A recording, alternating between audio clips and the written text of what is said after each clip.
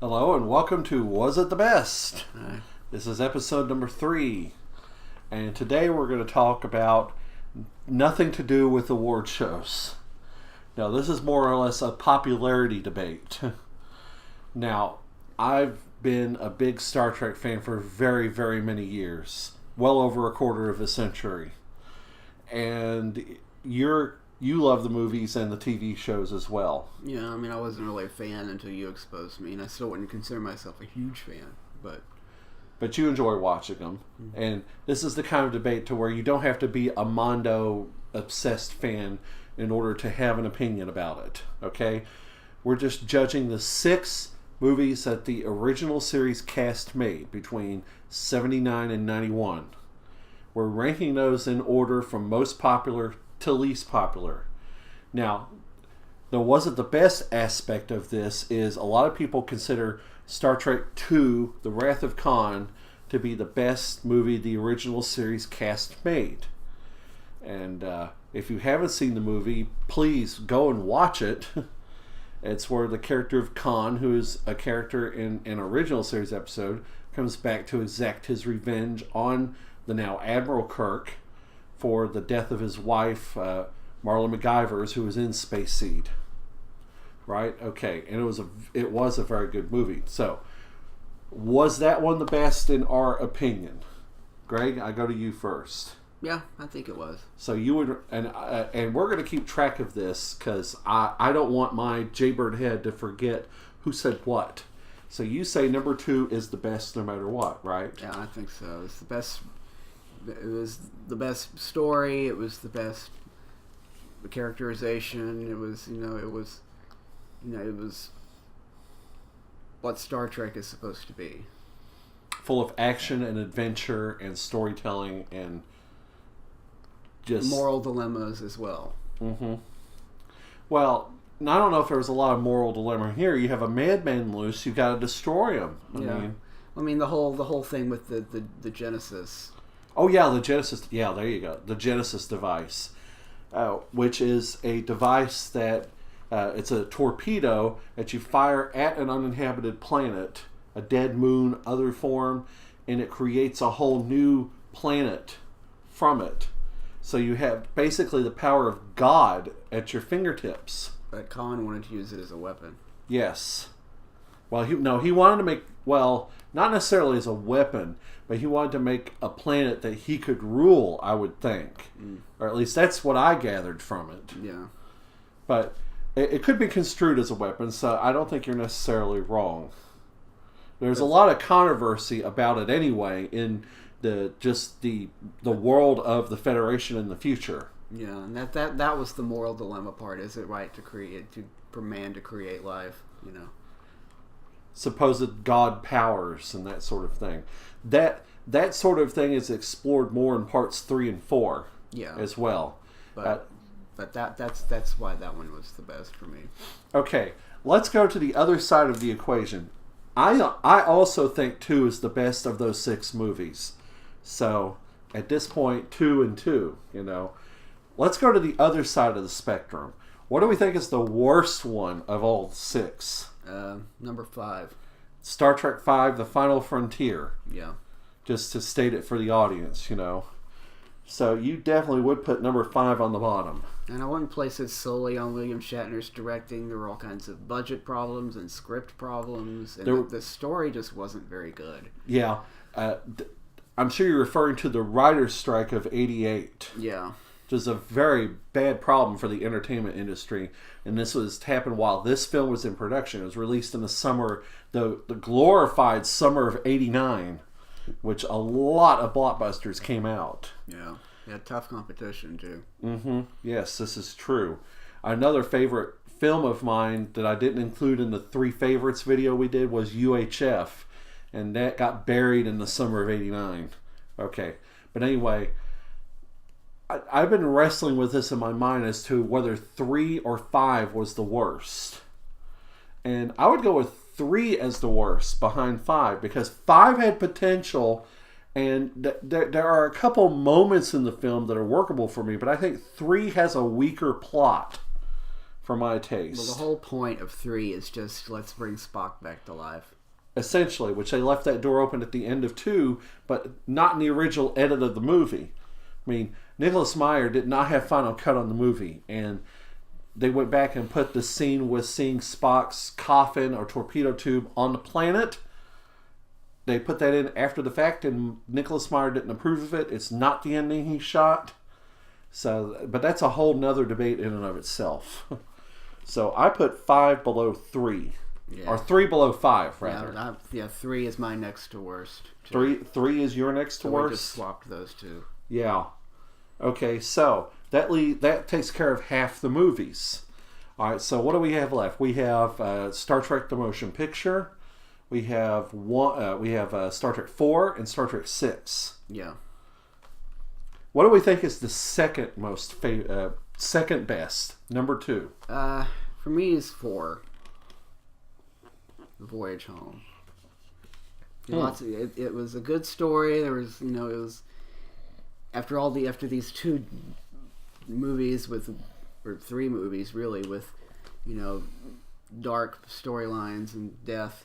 You had a nice kind of light storyline, which they would do on the show too. They would have a light storyline once in a while. Yeah, the crew had to go back to the present, which was 1986, and get 2 humpback whales and bring them into the future to solve the problem of a mysterious probe that has shown up at Earth in the 23rd century and is basically vaporizing the planet.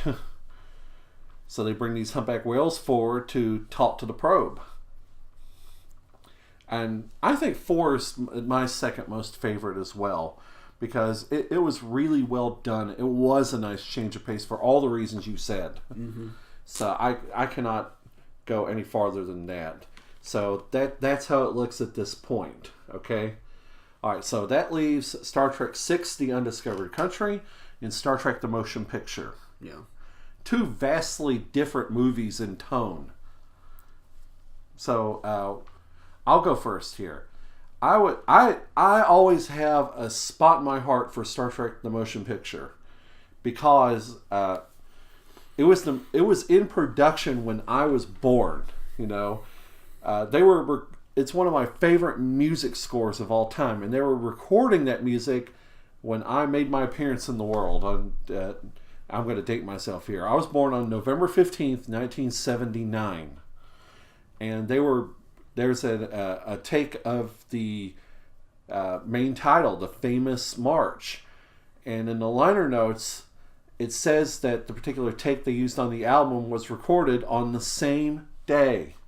So I like to think that I'm joined at the hip with this movie, kind of, indirectly. I'm just a little boy from Virginia, and this movie was being made in Hollywood. But I definitely put the motion picture above Part 6.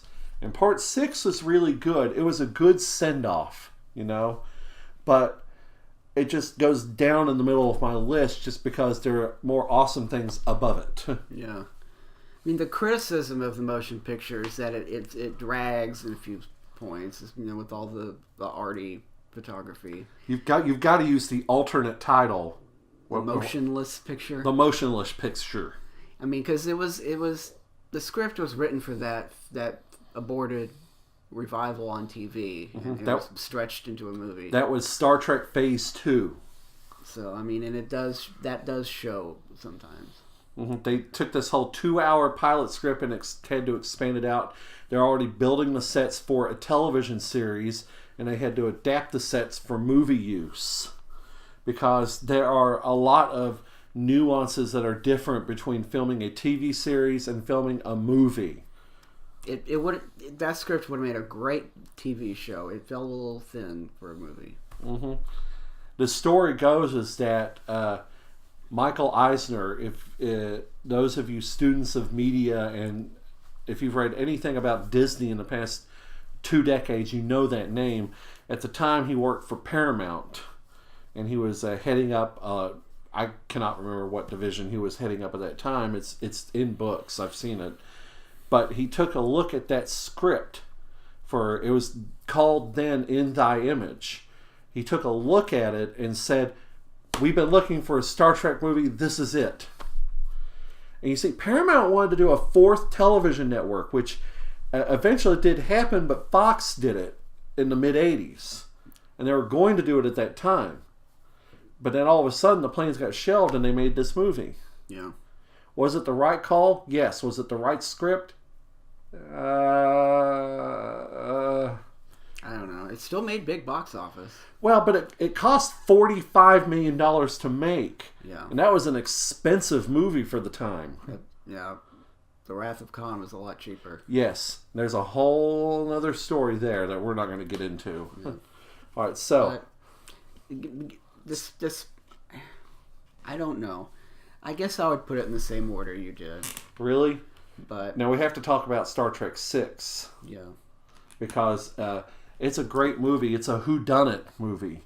And a lot of political similarities to what was going on at the end of the Cold War at the time. And it had just happened prior to 91. Yeah, the Klingon and the peace treaty and all of that. Yeah, and people threatening peace talks that were supposed to go on Kittimer.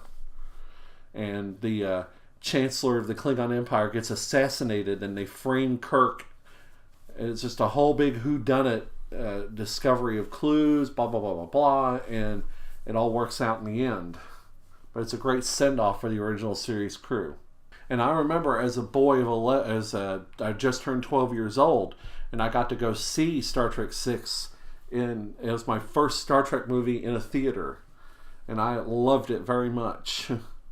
You know, that's one of my great big memories of childhood. 91 was the year I got into Star Trek. It was the 25th anniversary. There was lots of stuff on television about it, and I started watching some of the repeats and bought a couple of home videos, and it was a great year. It was a great cap to the year because that came out in December. So here's our final look. We agreed for the most part, except for the bottom two. You know, it sounds like a drag race debate. The bottom two. So I don't know how many of you out there in the audience have watched all 6 of these movies. Do you agree? Do you agree with what we have? Do you think 2 is the best? Leave us a comment down below and let us know what you think. So that's going to do it for this episode of Was It the Best? Please be sure to like and subscribe if you're new here and you want to join us for all of our future videos. And remember, hit the notification bell, then you get notified when the new videos go up. Coming up on the next edition of Was It the Best, we're going to go to 1982. Gandhi won Best Picture, but was E.T. the better picture? It was also nominated for Best Picture. Come back for the next episode of Was It the Best and find out. Alright, we love you very much.